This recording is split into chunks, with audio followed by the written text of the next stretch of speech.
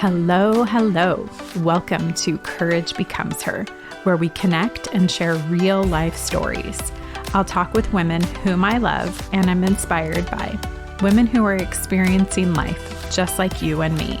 I'm excited for us to gather together and cultivate confidence, courage, and joy in life and work.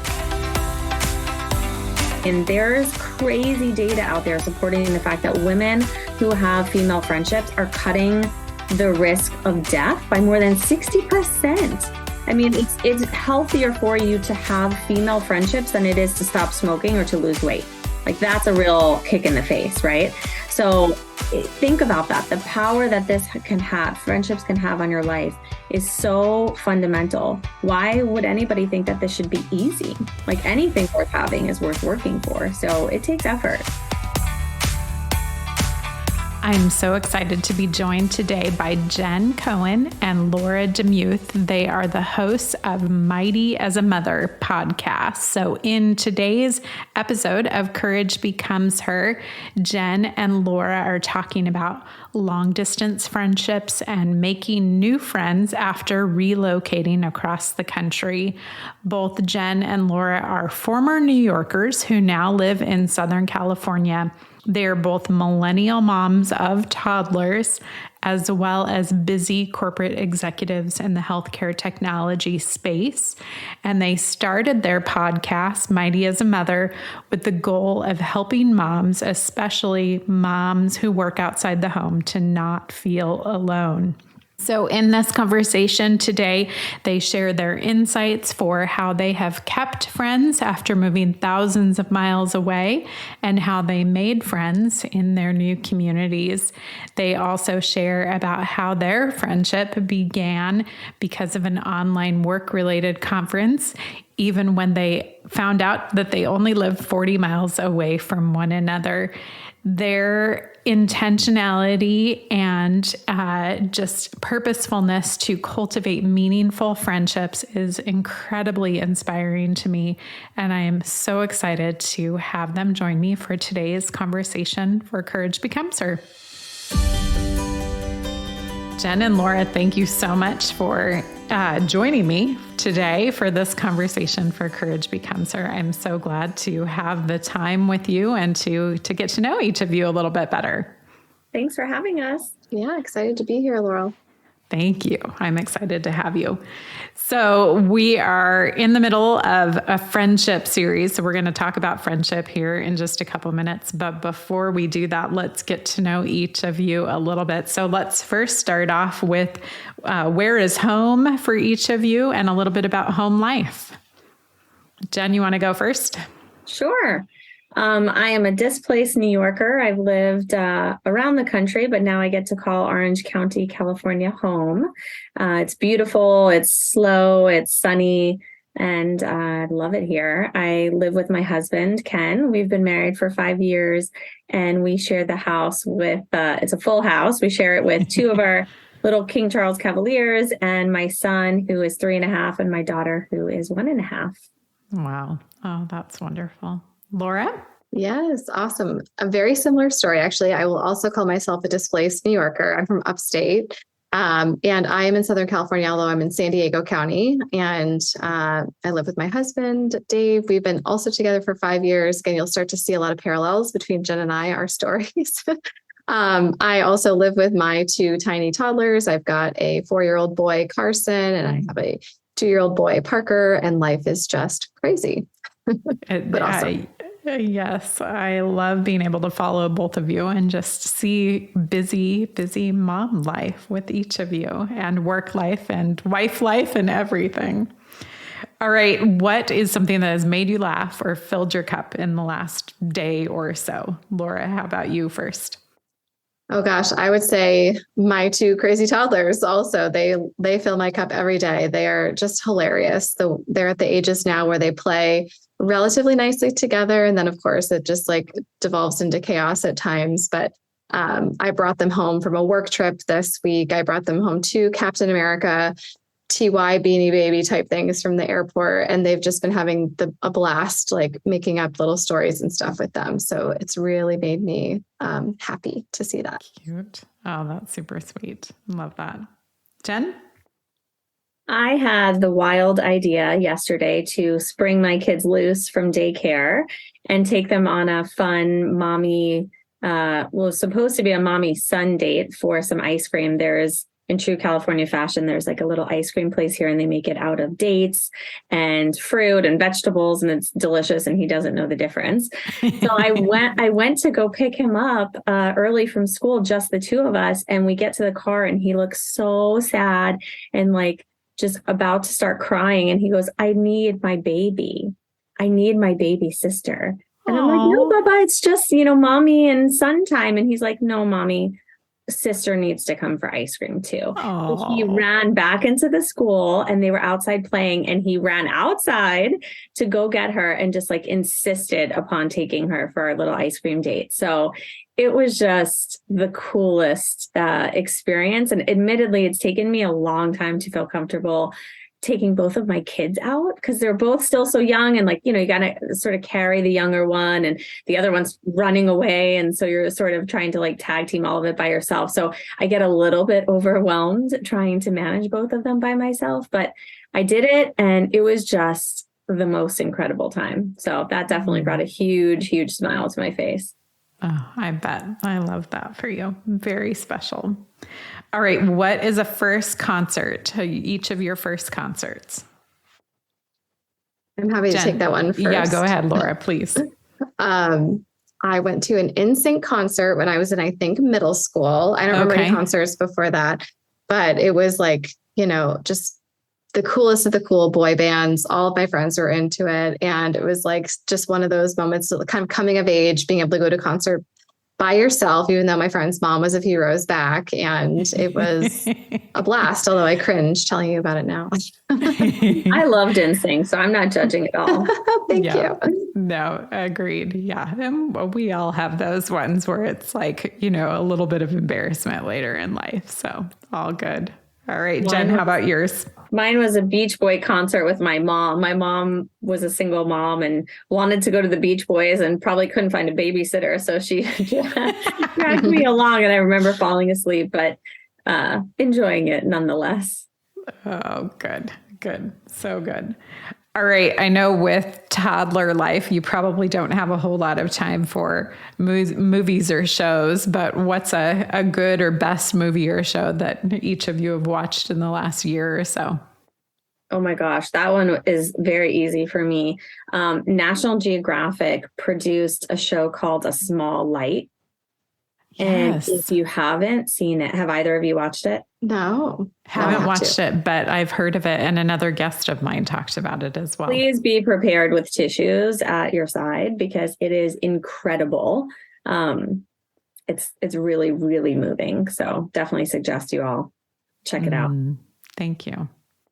That's awesome. Mine is definitely not along those lines. I was going to say, I serve up whatever Netflix has for me in terms of true crime documentaries, like any of them. Like that's how I relax, which is really crazy.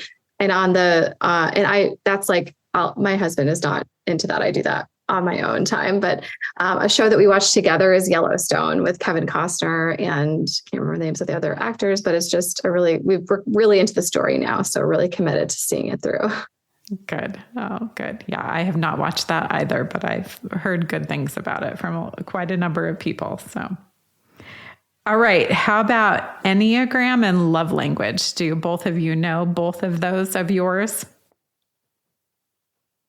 I'm an Enneagram 8, if that rings true to anybody. So it's not surprising if you know me, but it's the challenger, and they're described as, Laura, who knows me so well, is just about to laugh. Strong, assertive, protective, resourceful, straight talking, decisive. I'll spare myself the embarrassment of continuing to read, but that's That's what it is. Yeah, I love I it. can, even in the little bit that I do have known you, I would definitely say that that fits for you. How about love language? Jenn, do you know what your love I mean, language I is? love all love, so I'll take any of it. If you want to wash the car, if you want to make me dinner, give me a hug, tell me I'm beautiful, write me a love letter. There's no wrong way to love me. I love it. Oh, that's good. All right, Laura, how about yours? Awesome. So I will caveat this, but I took this like a long time ago. I think I need to take Enneagram again because I feel like I've changed a lot, particularly this is becoming a mother, but I'm an Enneagram type 2, the giver. Twos are defined by their desire to belong and to be loved by others. They're helpful, nurturing, caring towards others, which sounds like the perfect mother, right? And that's obviously not who I am anymore. So that's what I was a few years ago. And then love language, again, right with Jenn, love all of it. The two that rang true for me when we took my husband and I have taken this like on and off throughout a relationship, just because that ebbs and flows, but, quality time and acts of service, like empty the dishwasher for me anytime, do the dishes. Like, I love you so much, but also I want to, connect and have quality time together, because especially in the seasons that both Jenn and I are in right now, it's like that quality time can sometimes be few and far between. And so we really got to work to find those special moments and create them with intention. That's good. Yeah. Good. All right. 2 more. How about current obsession in any genre? Laura, how about yours? Oh, I think I'll go right back to true crime. If I'm not listening to motherhood podcasts, I'm listening to true crime podcasts and watching true crime documentaries and chatting about them with family and friends who also feel the same. So that's fine. I'm sure Jenn's is much more uplifting than mine. Mine is weird. I try not to overthink this, as you just said it. And honestly, I've like really been digging And Just Like That, the like reboot of Sex and the City. Yep. And I will say that I watched the first episode of season 1 when it came out last year with my girlfriend, and 10 minutes in, or whenever it was that Big died, and hopefully that's not a spoiler alert for anybody, we cried, we turned it off, and we were boycotting the show. And I was like, I'm done. But for some reason, I kind of came back to it a year later. And now I found myself, I just finished it yesterday. I binged all the episodes from season 1 and 2, because it's just sort of an interesting, if you step away from it being a continuation of the Sex and the City story and you just look at it as like a new show for what it is, it's so neat because we never see women on television as they are in the age that they're in, right? The season that they're in. You know, you're young and you're sexy and you're like this sex symbol, and then you almost have to like fade into the background. And I almost passed out when Sarah Jessica Parker had her hair gray. And I'm like, what's going on? But then I thought, well, sure, like she's aged, 15 years since the show's been off, or however long it's been. And I liked it. Like once I stopped fighting the good fight of this isn't what I know Sex and the City to be, I thought this is actually really nice. And the work they're doing, I think, is important to show that like women don't need to fade into the background when they hit a certain age. So very surprised to say that that's what I've been voraciously watching, but I love it. I can't wait to watch now. Yeah, good. no, that does sound good. That sounds good for sure. Okay, so I am a huge reader and talk about books. Same. So Encourage Both becomes of us. her a lot. Yes. Okay, good. So last question is, what is a book that has transformed your life? Jenn, you want to go first? That's a heavy statement. Transformed my life. I mean, there's definitely a lot of, so if I have to pick a genre that is my favorite, it's always World War II, like historical fiction. I love that. But at the beginning of COVID, my girlfriends and I started a book club virtually, and they forced me out of my, historical fiction, World War II, like genre only. And I've read a lot of different books. So I will say that from like a fiction standpoint, The Giver of Stars was one of my favorite books we've read recently. I really loved that. Sarah's Key was another. There's a lot that I really enjoyed. But from like a transforming my life perspective, there are some really interesting books out there about marriage and motherhood that I love and really enjoy. And so like Eve Rodsky is an author that I always tend to gravitate towards. I love fair play. And then we are really excited because we're having Molly on the show, but Dr. Molly Millwood wrote a book that we just adore about like the modern dilemma of marriage and motherhood. So I don't know about transforming my life, but those are just a few examples of some of the books I've read recently where they've given me pause and, you know, the ability to like self-reflect and have some introspective time, which I really appreciate. Yeah, we need that. Absolutely. All right, Laura, how about you? I love that. +1 to all that. We're so excited to chat with Molly, and that book has been amazing. Mine is also a more recent one. Her book came out in 2022. I've been a mother since 2019, and this book gave me, I didn't read it until it came out, but it gave me words to things I had been feeling that I never knew I could put labels on. But the book is called Screaming on the Inside, The Unsustainability of American Motherhood by Jessica Groves. Wow. She's an opinion writer for the New York Times. And this book just used, her own personal stories, but also combined with data and also history, which also very much interests me, Jenn, along the same lines as the World War II, but just taking a step back even to the last century of like what families have looked like and what kind of constraints we put on our opinions of what things should be and what people should be and what women should be. So I really, really enjoyed her book and shout it from the rooftops wherever I can. Thank you. Thank you. Thank you. So great to get to know you each a little bit. And I'm just, delighted that I get to know you more. So thank you. Appreciate that. So I asked you and invited you to join me to talk about friendship. You gals did an episode together on your podcast just a couple of weeks ago about friendship. And I want for us to dive into a couple topics and conversation that you kind of skirted around or talked a little bit about, but weren't the, maybe emphasis or core points of your podcast. So the first one is, and you both have said it, you have each made huge relocations in the last 6-ish years. I think if I remember that correctly, basically like relocating across the entire country. So I'd love to talk about what it has been like for each of you to make friends in a whole new state. And, as you've set up life in, a place you've never lived before and is entirely, 3,000 plus miles away from home and other friends at home, which we'll talk about in a minute. So Laura, do you want to maybe kick us off of what has that been like and how's it been for you? Sure. Yes. And friendship is one of our very favorite topics to chat about. And Jenn and I, share this cross-country move and friendship story, although our experiences have been different. I moved across the country. I've been in San Diego almost 10 years, actually now 9 or 10 years. And I left behind incredible friends from all chapters of my life in New York. And that was a very pivotal moment for me in my life to make the decision to make that move. And when I moved out here, I had approximately 0 friends except for Dave, my husband. He was my boyfriend at the time, but now is my husband. So, one of the things I did was also try to make friends with he was my boyfriend at the time, now husband, his friends, girlfriends or wives and whatnot, and kind of lean into that community that had already been built here and form my own relationships with those women, which I'm so happy to say that, they're still some of my closest friends this day here in Southern California. We all had kids around the same time and they're avid listeners of our show and just really big supporters in my life.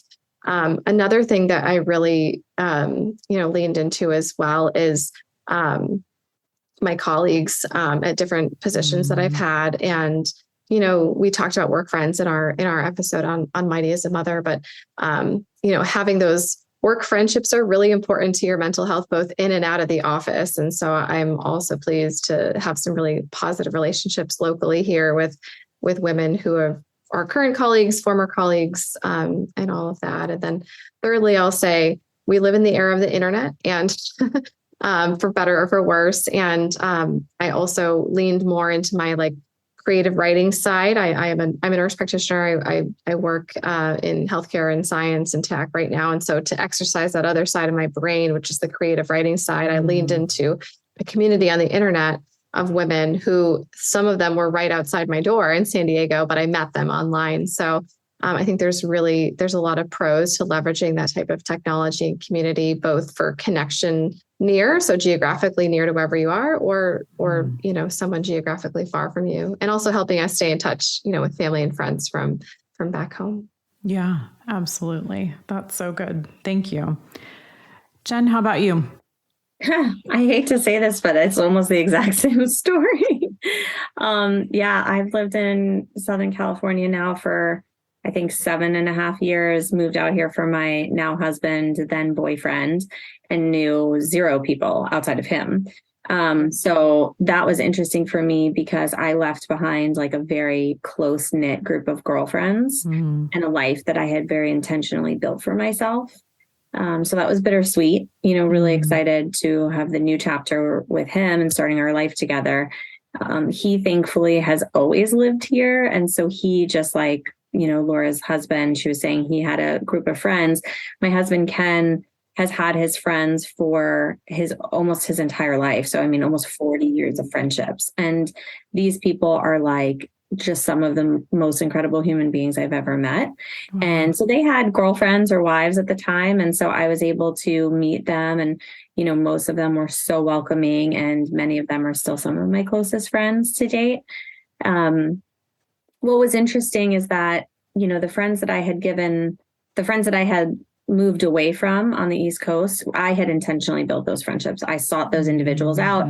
I met them, at CrossFit or whatever it was that I was doing at the time. And I chose those friends for myself. When I came out here and I met my now husband's friends, girlfriends, and wives, we were in this situation, through the men in our lives. But over time and over the years, like, our friendships have just really grown into something so special. Mm-hmm. And we found our own ways to, strengthen the bonds, even though we didn't necessarily seek each other out in the world on our own, type of thing. And we also a lot of us have had children around the same time, which is so neat. Like, some of our best friends, they actually live right down the street from us, and their kids are the exact same age, and our kids are close, and they go to the same school, and they're in the same class. So we travel together and we make lots of memories. And I'm just super fortunate that I was able to have this built-in community welcome me with open arms when I got here. It's been a wild ride, just for everyone in general, obviously, since the pandemic, which was really challenging. And there are some bright shining moments from it, I would say, which is that we were all leaning into technology a bit more. So that book club I alluded to earlier, we picked that up over FaceTime, and we meet every single month. And now that, traveling has resumed over the last few years, it's always nice to do a girls' trip here and there and see the friends that, I love so much on the East Coast. But, and I too, like Laura, tap into communities online. I wrote and published a women's fiction novel in 2020. And through the process of writing and editing and publishing, made some really great friends through that as well, who I keep in touch with. And we're dispersed, all across the US. I love that. So good. One of the things I think is so interesting, and you both kind of implied it or alluded to it, but somewhere in the back of our minds, we have this belief that friendship is just supposed to be magical, in the sense of you just meet someone and it's just symbiosis, right at the beginning, and you just have this connection. And, it's just happens by chance, or, something like that. But both of you talked about an intentionality and a purposefulness, and really leaning into create friendships and to put effort in and to put work in, rather than to just believe that things are just going to, happen by themselves and naturally. So I'm curious to know if either of you have any thoughts about that overall. I think we have a lot of thoughts. We do. I think I'll just say this, and I'm sure Laura will put all of this so much more eloquently than I will. But, for me, friendships are not unlike our other relationships, you know, the relationships we have with our spouses or our parents or our siblings or whomever. I mean, they need to be nurtured. They need to be watered. People need to feel appreciated, and nobody wants to be in a one-way relationship. Yeah. And you have to have reciprocity. And so I think there's so much power in female friendships. Like Laurel, you mentioned that we did an episode on this, and we pulled out data. I mean, there's crazy data out there supporting the fact that women who have female friendships are cutting the risk of death by more than 60%. Yeah. I mean, it's healthier for you to have female friendships than it is to stop smoking or to lose weight. Like that's a real kick in the face, right? Yeah. So think about that. The power that this can have, friendships can have on your life is so fundamental. Why would anybody think that this should be easy? Like anything worth having is worth working for. So it takes effort. Yeah. Yes, 100% agree. And I'll just add, I mean, plus one, but add to that as we get older and have more priorities and things pulling us away from friends, that friendship, Laurel, how you mentioned the intentionality, it really has to become intentional. Like we talked on our show about having friendship on the to-do list.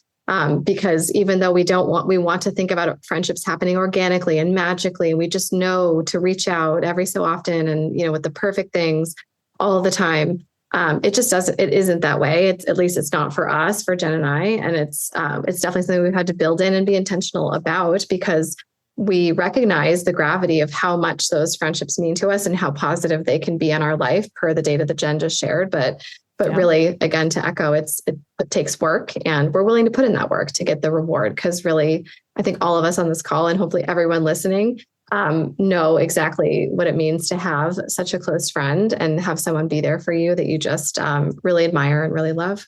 Yeah. Yeah. Oh, it's so good. And I think if it's been a couple of weeks since I listened to your episode, but I think Laura, it was you that read The Life Council by Laura Tremaine. Yes. And that I love how she talks about that in there, that it like we do need to be scheduling it on our calendars, just like we would anything else, to remind ourselves of this is important and is something that we want to make an effort to. And, you know, we want to, I think Jenn, you said it a second ago, like we want to make sure that we are putting in that effort because it's worth it. It is worth every effort that we put into it. So so good. Hello, friends. I'm just popping into this conversation with Jenn and Laura super quickly. I am so grateful for you. This Courage Becomes Her community is just absolutely wonderful and is just truly blessing me from week to week. These conversations are so inspiring, and the comments that I get from you in between episodes are just filling my cup. So thank you so much. I want to give particular shout outs to a bunch of women who have shared the podcast episodes or shared us on social or commented in some way or another over the last few weeks. Deb, Jennifer, Tess, Sarah, Kendra, Jen, Sue, Lori, Laura, Gina, Charla, Renee, and Kathy. Thank you so much. And I'd love for you to think of the busy mom in your life and share today's episode with Jenn and Laura with that busy mom. So please think of that woman in your life right now and share today's episode with her. Let's get back to the conversation with Jenn and Laura.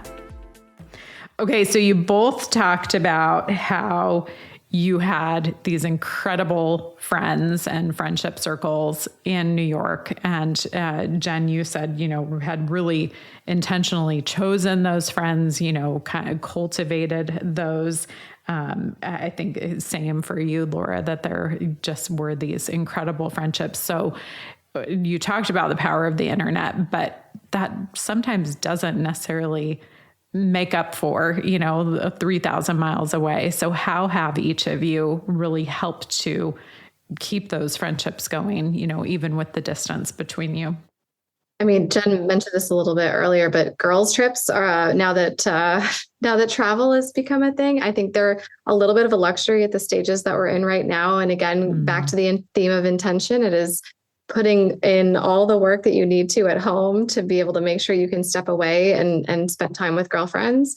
You know, so I think that's been a huge key. And then And then not to go back to leveraging the internet, but like Jenn mentioned, the virtual book club. I have I'm dating myself a little bit here, but a Snapchat thread with my girlfriends from home where we just send each other quick little snaps of what's happening during our days. And it's not a novel, it's not a phone call, but it's like a quick little, okay, hey, my kid just threw up all over the floor and I'm having a really hard time. How's your day going? Just funny little moments like that. Yeah. But those are a couple things that come to mind for me. I don't know, Jenn, what would you say? Yeah, same. I mean, there's leveraging the in-person and then the technological capabilities. Thankfully for me, selfishly, my friends back east, none of them have children. So they've been able to pick their butts up and hop on a flight and come visit. Like they've come out to visit a lot. I'm very, very grateful and fortunate that they've all come out like 3, 4, 5 times at least since I've moved. I mean, some of them flew out for each of my baby showers and during the pandemic and during my miscarriage, my best friend hopped on a plane from Atlanta in the middle of COVID and made sure she was by my side. It's just my cousin as well, who's like a sister to me, like they have been very willing to just jump on a plane and be here because like, frankly, during the baby newborn times, like it was just basically impossible for me to get on a flight and leave.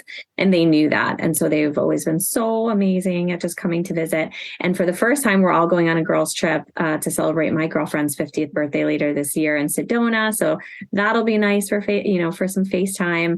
And then, yeah, I mean, you got to do what you got to do. So whether it's texting, phone calls, FaceTime dates, Zoom, book club, we try to leverage all of it. And, just letting each other know, like sometimes it feels a little bit overwhelming to think you have to sit down and carve out time when everything's so busy. So even if it's like a quick voice note, just saying, hey, I'm thinking of you and I wanted you to hear that in my voice versus me sending you that text. Because with texting, like it's just, you're reading it and you're absorbing whatever tone you're reading it in. And it's not necessarily the way in which your friend intended for it to be. So I try to make things as personal as possible. And then, other things that I know come from a place of, I don't know, fortune is the right word. My words are escaping me, but like we always try to make each other feel special. So like when I started a new job 3 years ago, my best friend sent me a beautiful bouquet of flowers and we always remember each other's birthdays. We send each other a card. We send each other presents. I was away with a group of friends and my best friend like paid for dinner and I didn't know that, so when the check came, it was like, oh, she took care of dinner tonight for your birthday. And I'm like, what? She's thousands of miles away. How did she? And then I thought, oh, that sneaky little bee. She asked me, where are you guys going for dinner? And I'm like, that's why. But, so we find really creative ways, I would say, to show each other love from a distance. That's so good. So good. I think it's interesting, and it's kind of in some of the methods that you've used kind of speaks to this, like bridging, a 3-hour time gap or something is challenging sometimes. And I would imagine as moms of toddlers that even all the more challenging. So is there anything different that you have done, to kind of deal with, the time differences and, just the changes in life and being moms to still be intentional about connecting together with those friends? I personally work East Coast hours. So for me, like I'm up really early. Got it. And that's actually quite helpful. I also go to bed really early. So that's also helpful because we're usually going to bed at the same time. So I try to leverage the fact that I still kind of keep East Coast hours and use that to my advantage. But I think there's also something else, like, the concept of like, you just reach out, you just reach out. And if it's not the right time for that person, they don't answer. And that's fine. You leave a voicemail and say, hey, you must be busy. Love you. Thinking of you. Call me when you can. Or, that's where you go to Laura's thing where you're sending a Snapchat or you send a Vox, like a voice memo. Yeah. I think that's really helpful where everybody understands, hey, listen, we love each other. We value this friendship. We're going to do everything we can to make time for it. And we're just going to do our best. And our best is going to be enough. That's good. Yes. 100% agree. I'll just go back, Laurel, to you mentioned the Life Council, the book by Laura Tremaine, and one of her philosophies is just go. And this isn't exactly the same, but I would say just do it. Just send the text, just send the picture, whatever, like Jenn mentioned, especially with asynchronous communication, like a Snapchat, like a Voxer. you can do it on your own time and they can read it or watch it on their own time and you still feel connected. Yeah. And the only other thing I would add to this is just for those moments in time when you have little newborns and things like that, and you're up all these hours. I remember texting my girlfriends, at that time too, just because they were the ones I wanted to talk to about whatever the heck was going on in the middle of the night. But I just find that, especially those types of friendships, they don't care when you reach out. They just care that you do reach out and that you hear from them. So it's been challenging, but definitely not impossible. Yeah. Oh, that's so good. I love that. So you share throughout your podcast a little bit about your friendship with each other, but I find it so fascinating that you met on a Zoom conference, right? A conference of some sort for work and we're on Zoom. Is that right? Mm-hmm. Yep. Yeah. And then then to find out that we live within an hour of each other. Yes. So you're on the Zoom conference together, you meet one another through that. And I don't remember which one of you reaches out to the other and thinks, okay, we should maybe be friends outside of this work event or work conference. Yeah, it was Jenn had unmuted herself and shared a really wonderful and personal story that resonated with me for a long time. And it's a women's networking group we were a part of. And I was kind of going through my names like, okay, who's in my group?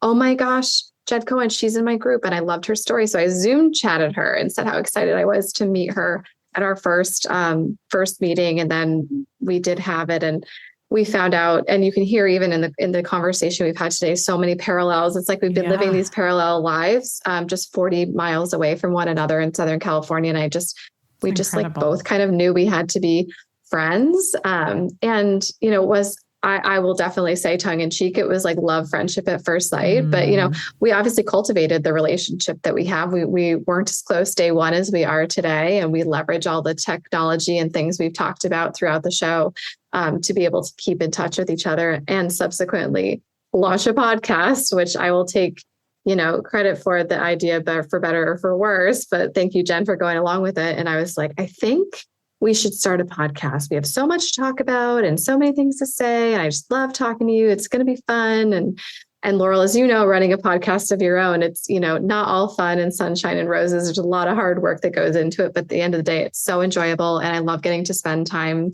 with Jenn. So good. So good. And you do get together in person too, also sometimes?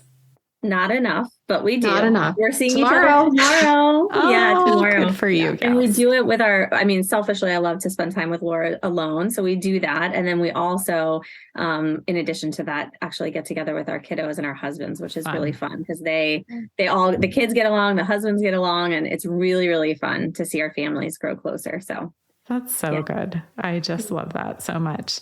Okay. So I wanted to talk about the podcast for just a second because it is risky and, with you not having known one another for a long time and, to launch into this together, especially as moms of toddlers and very busy corporate executive working women as well.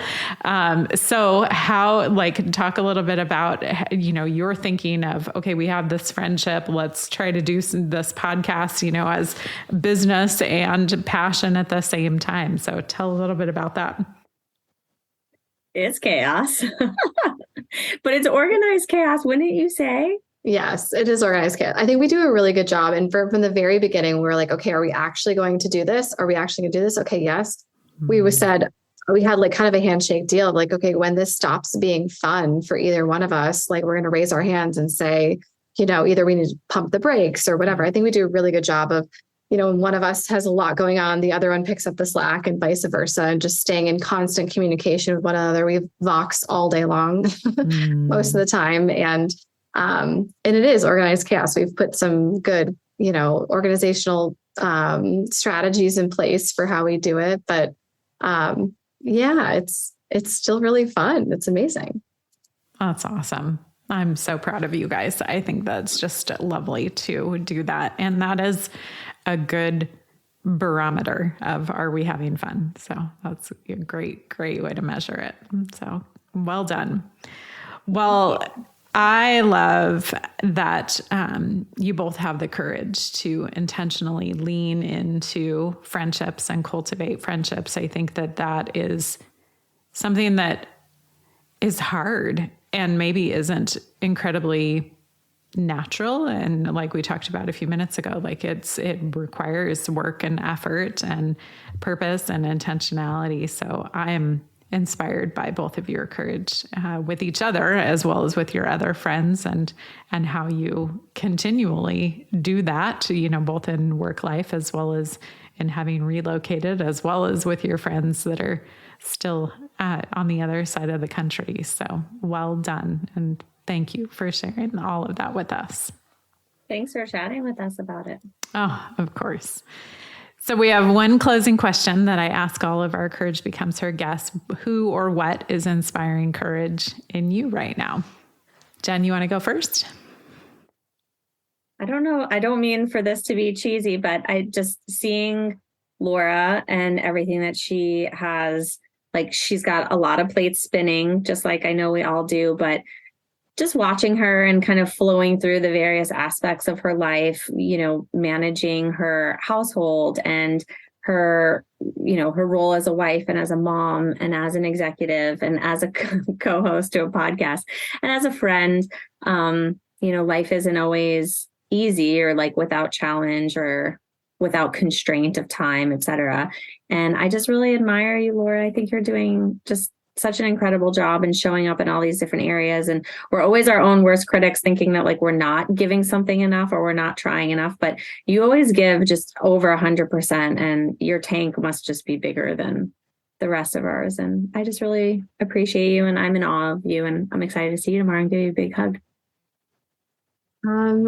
I didn't want to cry on this podcast, but oh, that's so sweet, Jenn. Thank you. And right back at you a million times over. I mean, it's just, and I will say Jenn also is inspiring to me, and just to know each other's day to day and what we're grappling with probably more intimately than probably our home friends do, right? We share with each other so many of the things we're grappling with, both personally and professionally, and all the things. It's just, so I think we both get a really intimate look at each other's psyche and how we deal with it. And so I would +1 everything you just said, Jenn, and right back at you, because I'm so amazed by you and all the things you do. And you inspire me from day one when I met you all the way up until today. And I'm so excited for the rest of our future together, and also seeing you tomorrow. So sweet. I love that for both of you. What a neat season in life for each of you. And definitely is inspiring and encouraging to me. And I know it will be to the Courage Becomes Her listeners of this is what friendship is, and this is what friendship looks like. So thank you for sharing with us today. Thank you, Laurel. Okay, you heard them share those statistics that friendship is better for our health than even exercise or stopping smoking. That is just so incredible, so motivational. So I want to ask you to think about the friend in your life who you maybe haven't connected with in a while, and just do it. As Laura said, don't overcomplicate it. Just reach out, send a text message, give a phone call, send an email, send an audio message, use Voxer, whatever medium is most comfortable for you. Just reach out to that woman. I've already received multiple comments from several of you who have been inspired and motivated to reach out to friends as you've listened to these last several episodes on friendship. So please think of that woman in your life today who could just use a little bit of love, and reach out to her today. So please join Jenn and Laura and take a listen to their podcast, Mighty as a Mother. It's linked in the show notes for you. They have just wonderful conversations, especially again for those busy moms, moms who work outside the home. Just some really wonderful and thoughtful conversations. So I know you will enjoy being a part of their Mighty as a Mother community. So thanks so much for listening to today's episode with Jenn and Laura, and we'll be back next week with another conversation about friendship. What an honor to help you to cultivate confidence, courage, and joy in your life and work. Thank you so much for inviting me to journey with you. I look forward to being back with you next week, where we'll hear another story from a woman whom I love and am inspired by and look forward to learning from.